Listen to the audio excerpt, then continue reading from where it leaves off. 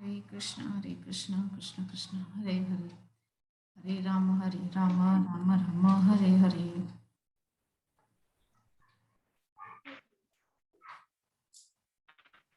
तो हमने चर्चा की कि किस प्रकार से गोवर्धन पूजा करने के बाद सभी ब्रजवासी प्रसन्न होकर, आनंदित होकर प्रसाद लेकर के अपने अपने घरों को गए।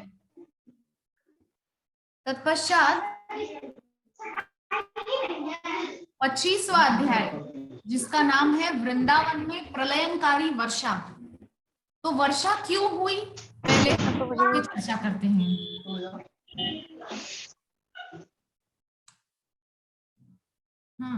वर्षा क्यों हुई, पहले हम उस पे चर्चा करते हैं। तो जब भगवान ने ब्रजवासियों के द्वारा गोवर्धन पूजा करवाई, तो गोवर्धन पूजा करने पर सब लोग अपने घर चले गए। तत्पश्चात इंद्र अपने सेवकों से पूछ रहे हैं कि क्या ब्रजमंडल में रहने वालों ने जो यज्ञ करते हैं, मेरे लिए जो यज्ञ हमेशा किया जाता है, वो उन्होंने संपन्न किया या नहीं अभी तक। तो नारद जी आए हैं वहां पर नारायण नारायण करते हुए। तो नारद जी बोले हैं कि नहीं राजन, जो वो जो छोटा सा कन्हैया है ना, आनंद बाबा का लड़का, उसने आपकी पूजा बंद करवा दी है, पता है आपको। उसने इस बार गिरिराज जी की पूजा करवाई है, गोवर्धन की पूजा करवाई है। इतना छोटा सा बालक है और उसकी बात मान करके सभी ब्रजवासियों ने आपकी पूजा छोड़ के गिरिराज जी की पूजा कर दी है आज इस बार। और सारा जो भी सामग्री था वो उनको अर्पित किया है, इस बार आपके लिए यज्ञ भी नहीं किया उन लोगों ने। तो इस प्रकार से नारद जी बोल करके चले गए, नारायण नारायण। तो अब वो इंद्र जो है, इतना भयंकर क्रोध इंद्र के अंदर उमड़ पड़ा कि इन ब्रजवासियों की इतना साहस कि मेरी पूजा छोड़ के एक छोटे से बालक की बात मान के इन्होंने गिरिराज जी की उस पर्वत की पूजा की, मेरी पूजा छोड़ के। अभी बताता हूं इन सबको मैं। तो सामवर्तक मेघों को आमंत्रण किया है। किसने? इंद्र ने। सामवर्तक मेघ प्रलयंकारी मेघ होते हैं। बहुत से लोगों की धारणा है कि प्रत्येक युग पर्यंत प्रलय होता है, लेकिन प्रलय होता है, प्रलय के अपने अपने अलग अलग स्वरूप हैं। जो महाप्रलय होता है वो ब्रह्मा जी का एक पूरा दिन जब निकलता है। ब्रह्मा जी का एक पूरा दिन कब निकलता है, थोड़ा हम इस पे आज चर्चा करते हैं। बहुत ही ये जो विषय है बहुत अद्भुत है। हम सभी जानते हैं जो इस कलयुग की आयु है वो है 4,32,000 वर्ष, और इसकी दुगनी आयु होती है द्वापर युग की 8,64,000 वर्ष, और इसकी तिगुनी आयु होती है त्रेता युग की, और इसकी चौगुनी आयु होती है सतयुग की। और इन चारों युग की आयु मिलाकर के बनती है 43,20,000 वर्ष की आयु। मतलब इस चतुर्युग की आयु है 43,20,000 वर्ष। ठीक है, ये तो हुई एक चतुर्युगी। और ऐसी सतयुग त्रेता द्वापर कलयुग, सतयुग त्रेता द्वापर कलयुग जब 71 बार निकलते हैं, 71 टाइम्स, ये चतुर्युगी जब 71 बार निकलती है तो एक मनु का राज्य पूरा होता है, जिसको बोलते हैं मनवंतर। एक मनु का राज्य पूरा होता है, माने ब्रह्मा जी के द्वारा जो मनु और जो शत्रुपा उत्पन्न होते हैं, वो मनु का राज्य पूरा होता है जब 71 बार ऐसी चतुर्युगियां निकलती हैं। और अभी तो ये 28वीं चतुर्युगी है। ये जो कलयुग है ये 28वां कलयुग है। अभी इस मनवंतर में अभी बहुत सारे चतुर्युगी बाकी हैं। 43 चतुर्युगी और बाकी है इस मनवंतर में, और ये सप्तम मनवंतर चल रहा है। वैवस्वत मनु का मनवंतर है। ठीक है, इसीलिए वैवस्वत पूजा होती है हमारे देश में कई जगह। तो 71 बार चतुर्युगी जाती है तब एक मनवंतर पूरा होता है। और ऐसे 14 मनवंतर जब आ करके चले जाते हैं अपना अपना राज्य पूरा करके, तो ब्रह्मा जी का केवल 12 घंटा निकलता है, मतलब केवल दिन, ब्रह्मा जी के दिन का 12 घंटा निकलता है। और इतने ही 12 घंटे सृष्टि चलती है, और फिर शुरू होती है ब्रह्मा जी की रात, वो भी 12 घंटे की होती है। और ब्रह्मा जी की जो रात होती है 12 घंटे की, उस समय में ब्रह्मा जी शयन करते हैं और सृष्टि चली जाती है प्रलयंकारी समुद्र में। यानी कि जब तक ब्रह्मा जी का दिन होता है 12 घंटे का, तब तक सृष्टि बनती है, बिगड़ती है, चलती रहती है।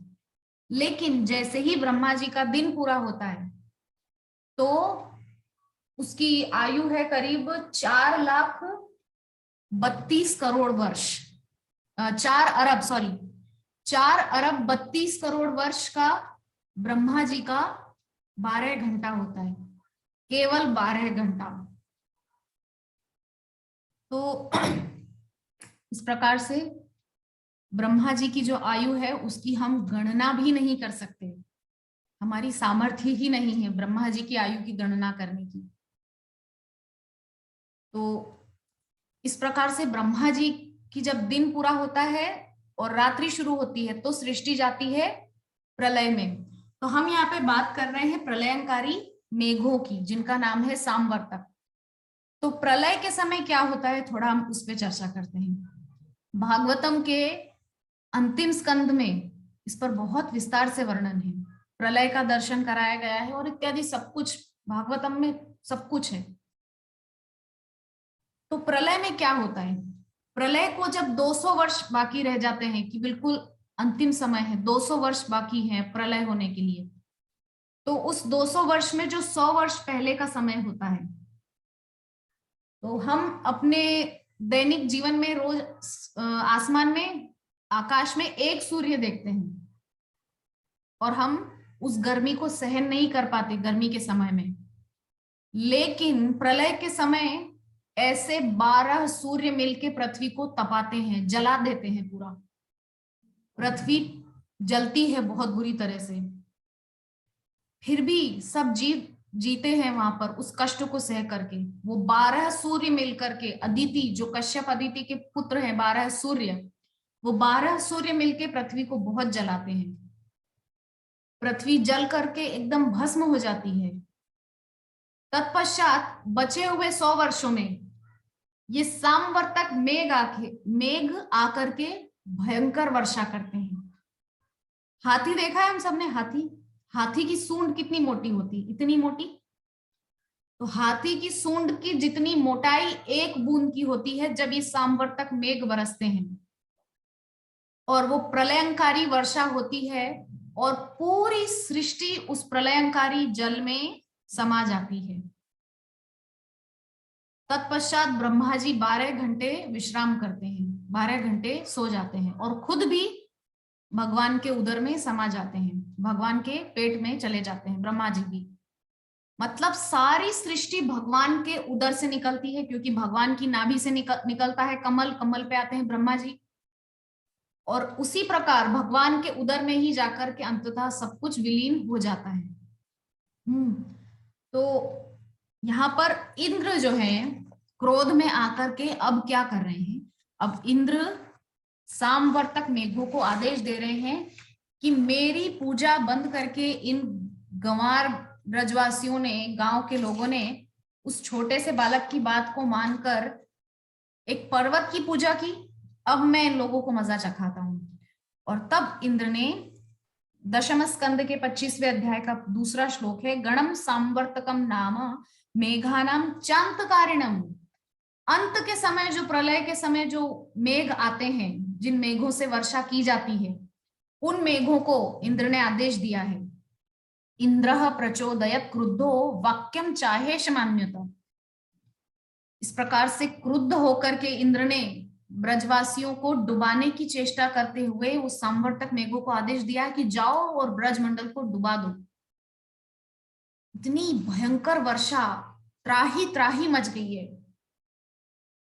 सारे ब्रजवासी जो है इतना विचलित हो गए, यहां से वहां दौड़ रहे हैं अपने अपने गोधन को लेकर के, अपनी अपनी गैयाओं को ले लेकर, लेकिन कहीं उन लोगों को आश्रय नहीं मिल रहा है। बहुत ही भयंकर परिस्थिति वहां पर खड़ी हो गई और अपने अपने घर के सामग्रियों को लेकर, अपने अपने गौधन को लेकर के सब ब्रजवासी यहां से वहां दौड़ रहे हैं। तब उस समय सारे ब्रजवासियों को याद आया है कि हमने कृष्ण के कहने पर इंद्र की पूजा बंद करके जो है गोवर्धन की पूजा की थी, इसीलिए अब हम कृष्ण के ही पास जाकर के उनसे प्रार्थना करेंगे कि आप हमें इस संकट से मुक्ति दिलाइए। तो श्लोक समय मुझे मिल नहीं रहा, पता नहीं कहाँ गया। तो कृष्ण कृष्ण महाबाहो त्वन्नाथम गोकुलम प्रभु, ये रहा 13वां श्लोक। कृष्ण कृष्ण महाभाग त्वन्नाथम गोकुलम प्रभु त्रातुमर्हसि देवान्न कुपितात् भक्त वत्सल। ये जो श्लोक है ये इतना अद्भुत श्लोक है। अगर आपके जीवन में कोई कष्ट है, भयंकर कष्ट आपके जीवन में उपस्थित हो गया है, जैसे ब्रजवासियों के जीवन में कष्ट उपस्थित हुआ था, अगर आप इस श्लोक को बिल्कुल श्रद्धा से 3 बार उच्चारित करते हैं तो धीरे धीरे वो कष्ट आपके जीवन से चला जाएगा। अगर वो भयंकर से भयंकर कष्ट भी हो तो वो जाएगा इस श्लोक का उच्चारण करने से। कृष्ण कृष्ण महाभाग त्वन्नाथम गोकुलम प्रभो त्रातुमर्हसि देवान्न कुपितात् भक्त वत्सल। हे कृष्ण, हे महाभाग, हे महाभाग्यवान, त्वन्नाथम गोकुलम प्रभो, आप हमारे गोकुल वासियों के नाथ हैं, हमारे प्राण हैं। हे प्रभु, त्रातुमर्हसि देवान्न, ये जो भयंकर कष्ट हमारे सामने उपस्थित हुआ है, ये जो इंद्र इतना कुपित हो रहा है हमारे ऊपर, हे भक्त वत्सल, हमको इस कष्ट से बचाइए। हम आपके भक्त हैं, इसीलिए हमको इस कष्ट से उबारिए।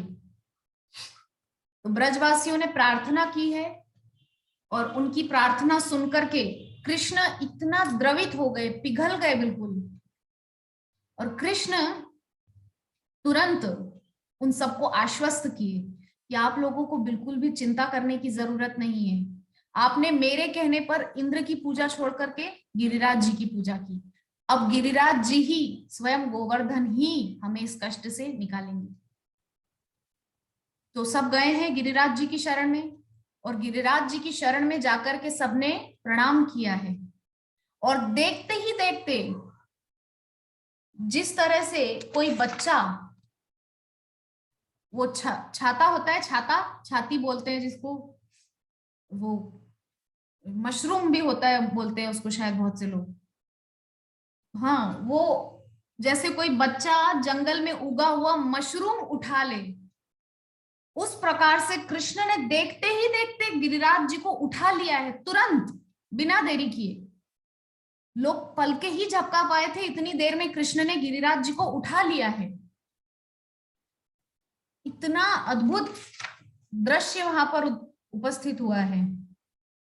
क्या कह रहे हैं यहाँ पे, इत्युक्त्वैकेन हस्तेन कृत्वा गोवर्धनाचलम दधार लीलया विष्णुश छत्राकमिव बालकः। जिस तरह से कोई बच्चा छाते को उठा लेता है, छोटे से वो मशरूम को उठा लेता है, उसी प्रकार कृष्ण ने गोवर्धन को उठा लिया है। और सभी ब्रजवासी, जितने उस 84 कोस ब्रजमंडल में जितने लोग थे, जितनी गैया थी, बछड़े थे, ग्वाल बाल थे, गोपियां थी, सब अपनी अपनी सामग्रियों को लेकर के गिरिराज जी के नीचे आकर के खड़े हो गए हैं। और इस प्रकार से गिरिराज जी की शरण में आकर के सबको आश्रय मिला है उस वर्षा से।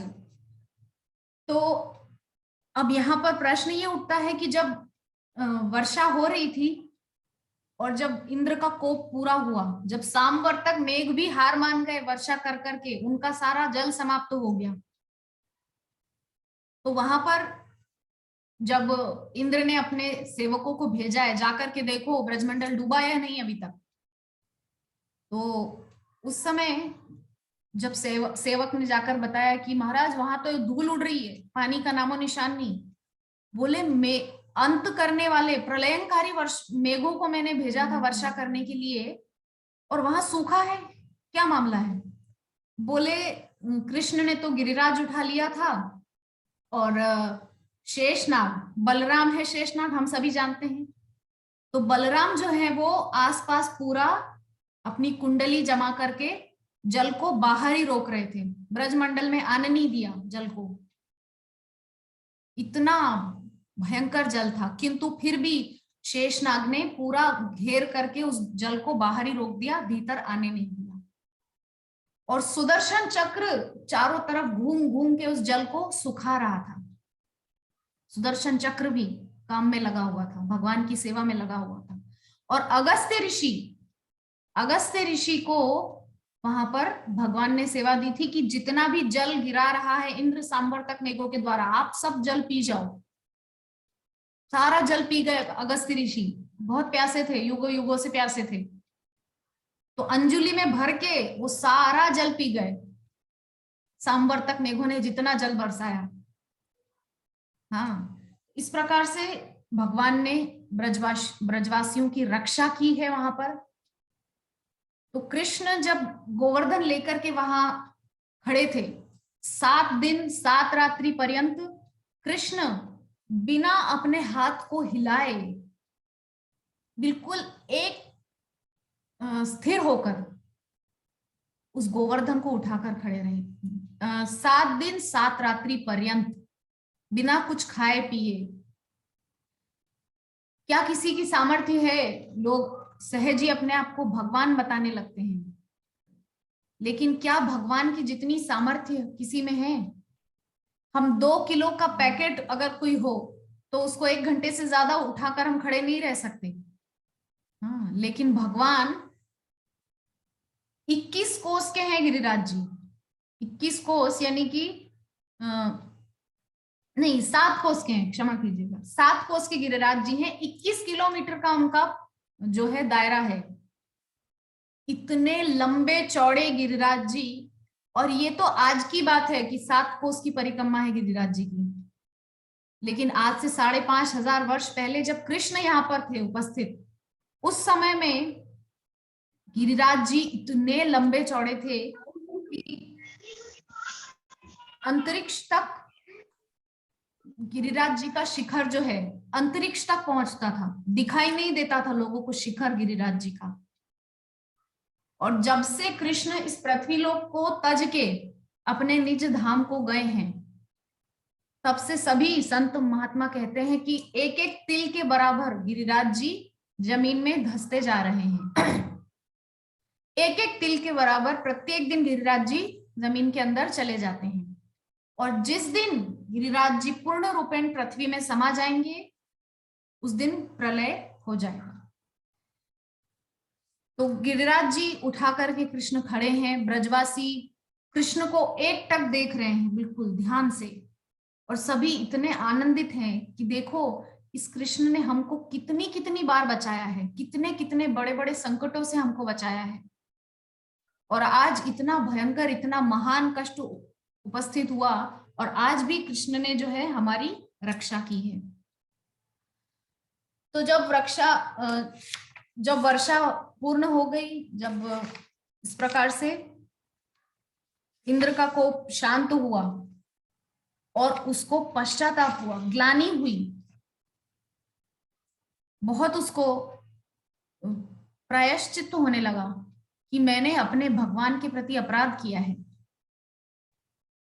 जैसे ब्रह्मा जी से गलती हुई थी, उनको एक साधारण बालक मान के उनके ग्वाल बाल सखा और उनके सब संगी साथियों को, बछड़ों को चुरा करके ले गए थे ब्रह्मा जी। बाद में उनको भी पश्चाताप हुआ कि नहीं, ये तो परमात्मा है, भगवान है, मैंने इनके प्रति अपराध किया है। तो बाद में ब्रह्मा जी ने भी वहां 40 श्लोकों में जो है भगवान की स्तुति की है, और ब्रह्मा जी को भगवान एक शब्द भी नहीं बोले वहां पर, जब ब्रह्मा जी 40 श्लोकों में भगवान की स्तुति किए, तो भगवान ने वहां बदले में एक शब्द भी नहीं बोला कि ठीक है मैंने तुमको क्षमा किया, या कुछ भी नहीं। क्यों? क्योंकि ब्रह्मा जी की वजह से उनके ग्वाल बाल सखा बछड़े उनसे 1 वर्ष के लिए दूर रहे थे।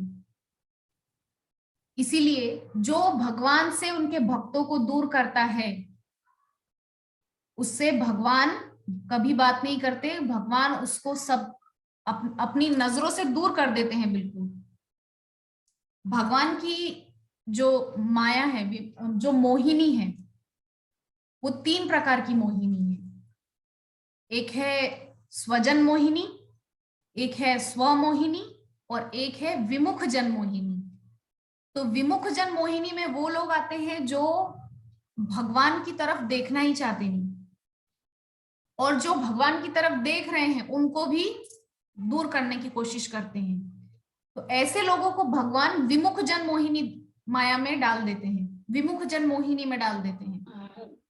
तुम विमुख हो, विमुख ही रहो मेरे से, तुम्हारी इच्छा है, मैं क्या कर सकता हूं।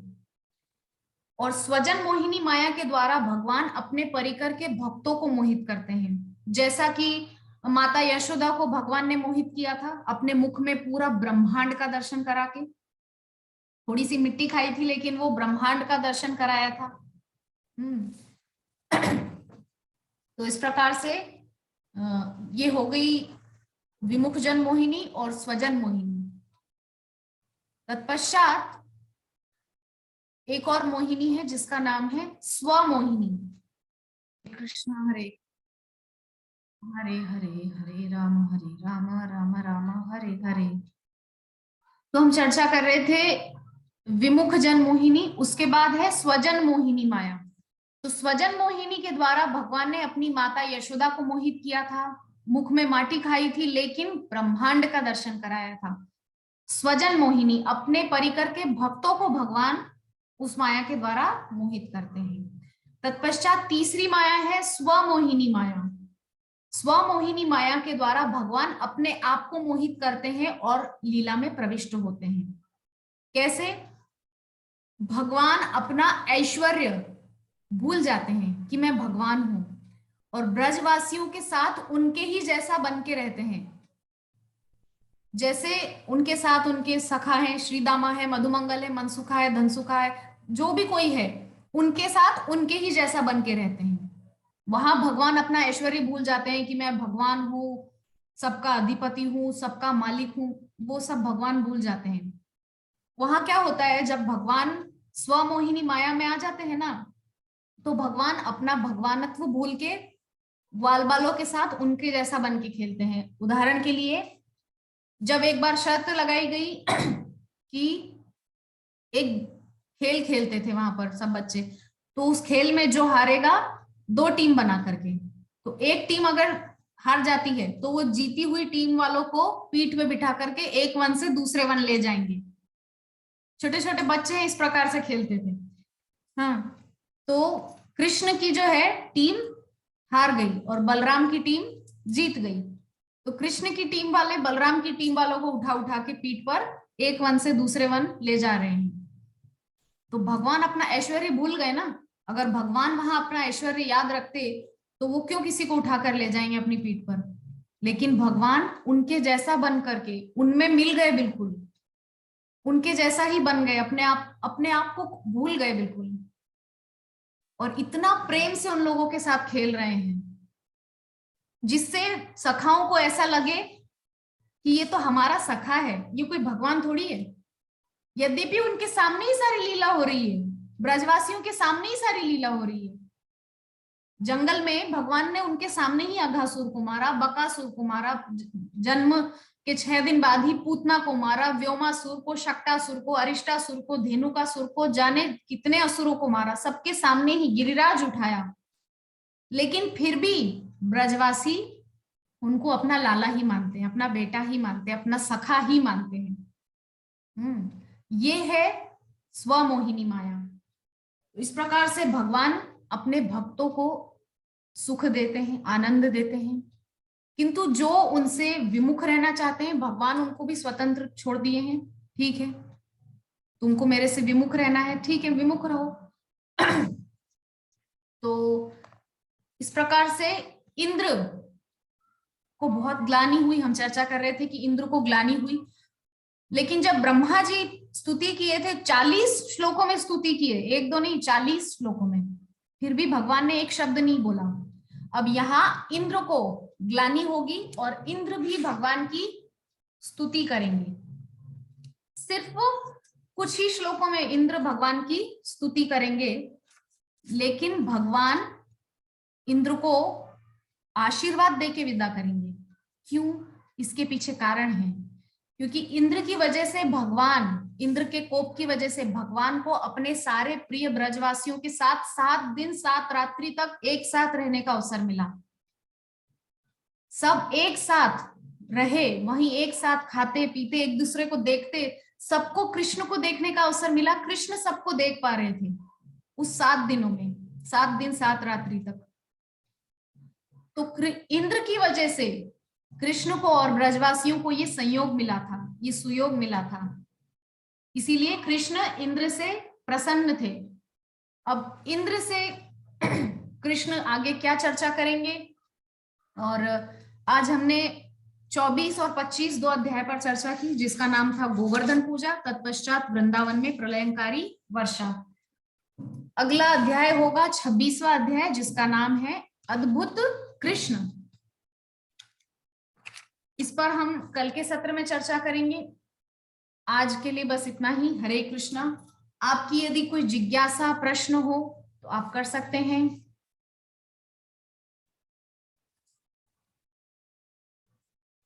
हरे कृष्णा माता जी, कोई जिज्ञासा या प्रश्न है आपका?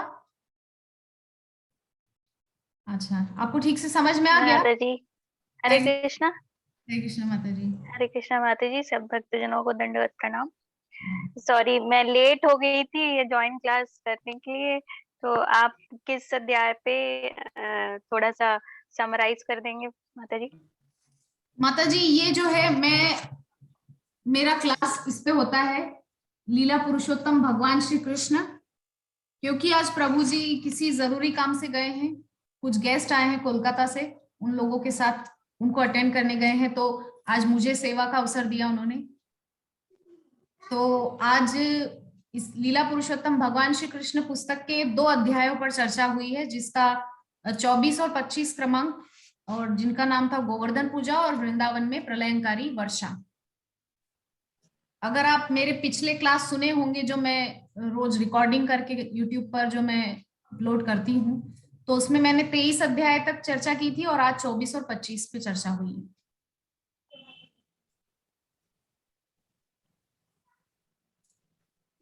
तो आप में से किसी की कोई जिज्ञासा प्रश्न? प्राणमोहन प्रभु जी, आप कुछ पूछना चाहेंगे? हाँ माता जी, पूछ रहे थे जी। स्वमोहिनी, विमुख जन मोहिनी, और एक क्या मोहिनी बताया, उसका कुछ चर्चा नहीं हुई। स्वमोहिनी सबसे ज्यादा मैंने उसी पे चर्चा की है। स्वमोहिनी तो हो गया, स्वजन मोहिनी, एक है विमुख जन स्वजन मोहिनी और एक है स्वजन मोहिनी। स्वजन मोहिनी, मोहिनी। हाँ, स्वजन मोहिनी मतलब अपने परिकर के भक्तों को भगवान मोहित कर देते हैं और उनके द्वारा लीला करवाते हैं। उदाहरण के तौर पर अर्जुन को भगवान ने स्वयं मोहित किया था। अपनी स्वजन मोहिनी माया के द्वारा भगवान स्वयं अर्जुन को मोहित किए थे, और अर्जुन को उद्देश्य करके भगवान ने गीता का उपदेश जनमानस तक पहुंचाया है। प्रत्येक एक एक मनुष्य तक पहुंचे, तो अर्जुन को वहां पर भगवान ने उद्देश्य बनाया, निमित्त बनाया है। मात्र अर्जुन केवल निमित्त है। तो वो मोहित हुआ और भगवान से इस प्रकार से अर्जुन ने कहा कि मैं युद्ध नहीं कर पाऊंगा वगैरह वगैरह। फिर भगवान ने गीता का उपदेश सुनाया है। तो ये होती है स्वजन मोहिनी माया। और स्वमोहिनी माया में स्वयं को मोहित करते हैं। विमुख जन मोहिनी माया में विमुख जनों को और मोहित करके भगवान अपने से और दूर कर देते हैं। वो तटस्था शक्ति के अंतर्गत आते हैं। तटस्था शक्ति जिससे हम सब उत्पन्न होते हैं। भगवान की जो शक्ति है उसमें से एक है तटस्था। भगवान की 3 शक्तियां हैं, प्रभु जी ने आपको कई बार बताया भी होगा, अंतरंगा, बहिरंगा और तटस्था।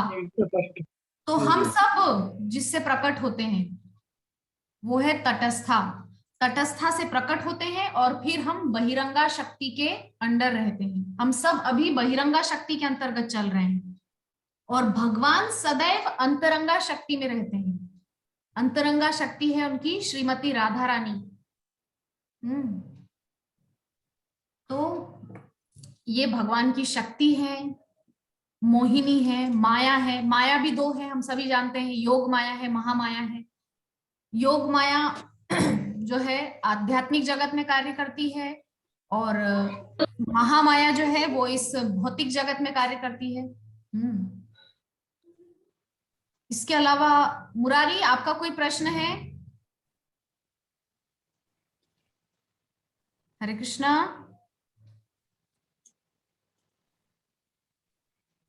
और कोई प्रश्न है प्राणमोहन प्रभु जी आपका? नहीं माता जी। अच्छा ठीक है। मुरारी, आपका कोई प्रश्न है?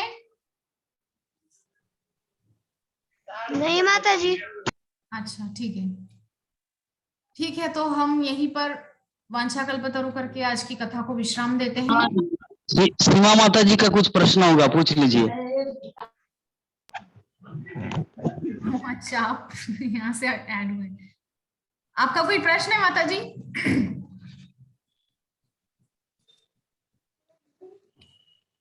नहीं, उनका कोई प्रश्न नहीं है, मैंने पूछ लिया।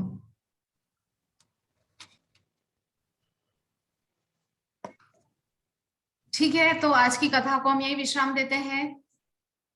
वांछा कल्पतरुभ्यश्च कृपा सिंधुभ्य एव च पतितानां पावनेभ्यो वैष्णवेभ्यो नमो नमः। हरे कृष्णा कृष्ण कृष्ण हरे हरे, हरे राम राम राम हरे हरे।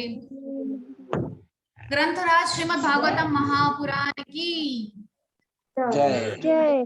जगत गुरु श्रील प्रभुपाद की जय। अनंत कोटि वैष्णव भक्त वृंद की जय। समवेत गौर भक्त वृंद की जय। गौर सीतानाथ प्रेमानंदे। हरि हरि। हरि बोल।